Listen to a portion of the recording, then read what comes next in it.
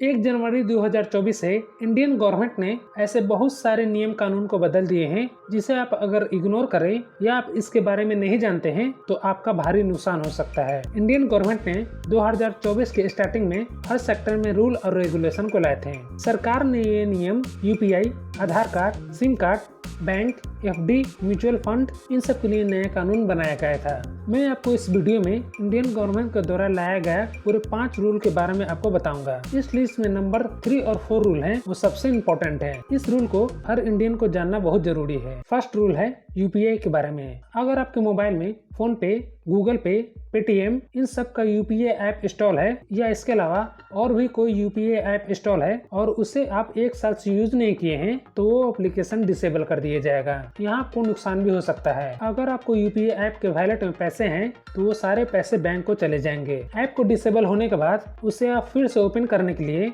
आपको full KYC करना पड़ेगा। इसका फाइनल डेट 31 दिसंबर 2023 तक रखा गया था, पर यह डेट अभी जा चुका है। अभी उसके बाद कोई लास्ट डेट फिक्स नहीं किया गया है। इसलिए अगर आपके वॉलेट में पैसे हैं और उस यूपीआई को आप 1 साल से यूज नहीं किए हैं तो उसे यूज करना शुरू कर दें, क्योंकि लास्ट डेट कब आ जाए आपको पता भी नहीं चलेगा। सेकंड अपडेट है मोबाइल सिम के बारे में। पहले आप आधार कार्ड के अलावा पासपोर्ट, वोटर आईडी कार्ड, इन सब से आपको मोबाइल का सिम मिल जाता था। यहाँ तक कि मोबाइल सिम के लिए आपको एक फॉर्म भी भरना पड़ता था। गवर्नमेंट ने ये सब कुछ हटा दिया है। यहाँ गवर्नमेंट ने पूरी तरह से पेपरलेस प्रोसेस को कर दिया है। अब आपको सिम कार्ड बायोमेट्रिक प्रोसेस से ही मिलेगा। इसका मतलब है आपका फुल केवाईसी होगा, आपका फिंगरप्रिंट लिया जाएगा, आपका उसी टाइम मोबाइल में फोटो लिया जाएगा और आपका आधार कार्ड का नंबर लिया जाएगा। ये इसलिए किया गया है क्योंकि आजकल बहुत से लोग बस डॉक्यूमेंट दिखाकर एक पर्सन के नाम पे ही 20 से 30 फेक सिम कार्ड इशू कर दिया जाता था। थर्ड अपडेट है डीमैट अकाउंट के बारे में। यहाँ बहुत से रूल डीमैट अकाउंट के लिए भी लाया गया है। डीमैट अकाउंट ऐसा अकाउंट होता है जिसकी हेल्प से आप ट्रेडिंग कर सकते हैं, शेयर मार्केट में पैसे लगा सकते हैं, इसके साथ आप म्यूचुअल फंड ले सकते हैं। इस रूल को आप अच्छे से जान ले।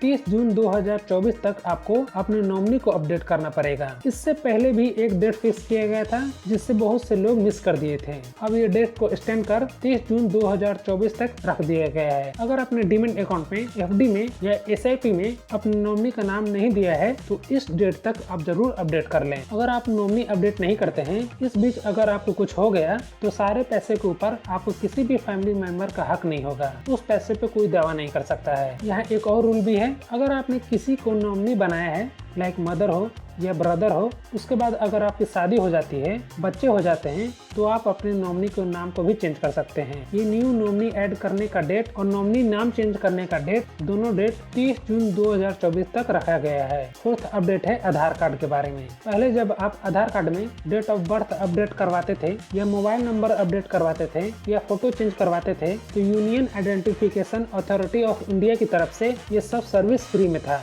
आपको कुछ भी अपडेट कराने के लिए कोई भी पैसे नहीं लग रहे थे। पर 1 जनवरी 2024 के बाद गवर्नमेंट ने ये सब कुछ चेंज कर दिया है। अब आप आधार कार्ड में date of birth, mobile number या फोटो कुछ भी चेंज करवाते हैं तो हर अपडेट पे आपको 50 रुपए देने होंगे। फॉर एग्जाम्पल, अगर आप फोटो अपडेट करवाते हैं तो उस पे 50 रुपए देने होंगे। अगर आप मोबाइल नंबर अपडेट करवाते हैं तो आपको उस पे 50 रुपए देने होंगे। यानी अगर आपका 2 अपडेट है तो टोटल आपका 100 रुपए हो जाएगा। लास्ट अपडेट है बैंक लॉकर के बारे में। बैंक लॉकर एग्रीमेंट पे साइन करने की सीमा 1 जून 2024 तक रखा गया था। यदि कोई कस्टमर बैंक लॉकर एग्रीमेंट पर साइन नहीं किया है तो उसका बैंक लॉकर हमेशा के लिए फ्रीज हो जाएगा। इसके अलावा और भी रूल है। आप बैंक लॉकर में कैश रखते हैं तो ये भी इनलीगल है, आप ऐसा नहीं कर सकते हैं। इसके साथ यदि कोई बैंक की लापरवाही के कारण या किसी और के कारण यदि कोई बैंक में अगर रॉबरी हो जाता है तो करंट डेट में जो उस लॉकर का रेंट फी है उसका आपको 100 गुना पैसा बैंक वाले आपको देंगे। सपोज एक बैंक है जिसका नाम XYZ है। अगर उसमें आपका कोई लॉकर है और उस लॉकर का रेंट 3000 पर ईयर है, अगर उस बैंक में रॉबरी हो जाता है तो बैंक वाले आपको 100 गुना पैसे देंगे, यानी कि 3000 into 100 इक्वल टू 3 लाख। आपको ये 3 लाख पैसे बैंक वाले आपको देंगे। अगर आपके बैंक के लॉकर में रखा हुआ सामान का वैल्यू करोड़ों में है